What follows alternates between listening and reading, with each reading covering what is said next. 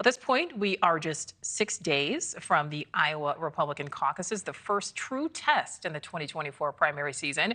Governor Ron DeSantis' campaign has been banking on winning Iowa, spending $33 million on TV ads in the state, more than he has anywhere else, and securing the endorsement of that state's governor. But instead of campaigning in the state in these final days, DeSantis is back home in Florida for the annual State of the State address. Correspondent Brooke Schaefer is live. And Brooke, today's speech was Florida focused, but it certainly had nods to Iowa. Yeah, Governor DeSantis was expected to have a national tone in this State of the State address. The Florida governor off the presidential campaign trail very briefly to deliver this speech in Tallahassee. And really, he came right out of the gate with an immediate national focus, talking about things like the border and inflation at the start of his speech. Take a listen. We are, as a country, in the midst of a great upheaval, and we see this throughout the land.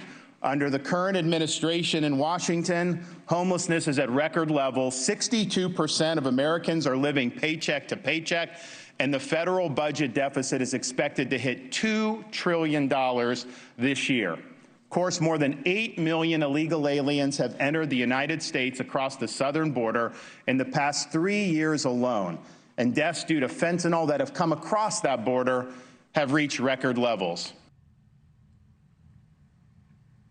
So this address officially kicks off the Florida legislative session. So DeSantis did touch on some of his goals and accomplishments as Florida governor, but a lot of the things he focused on are topics that have become part of the national conversation. Things like school choice and parents' rights in education. At one point, he talked about the fentanyl crisis. In the audience, he had a mom who had lost her child to a fentanyl overdose. DeSantis saying that Florida has had to step up at the border. So overall, you could hear the national tone in what he's saying, even from Florida, speaking to voters across the country. And, you know, when Governor DeSantis made the State of the State address last year, it was sort of described as the kickoff to his presidential campaign. He officially announced his run for the White House just a few weeks later. So there were at that point, there was a lot of momentum for the Florida governor and rising star in the GOP. But since then, DeSantis has struggled to maintain that enthusiasm.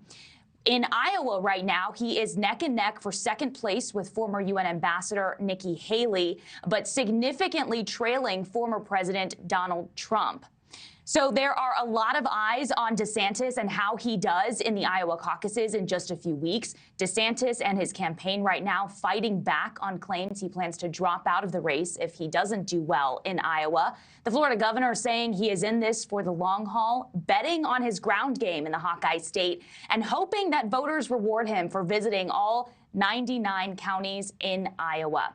DeSantis will leave Florida pretty quickly to head back to Iowa and the campaign trail. He and Nikki Haley will take the debate stage in Des Moines, Iowa tomorrow for the final debate before those critical caucuses. Nichole? Yeah, critical caucuses, all right. Thank you, Brooke. Thank you for watching. Go to newsnationnow.com to find News Nation on your television provider. And don't forget to click the red subscribe button below to get more of News Nation's fact-driven, unbiased coverage.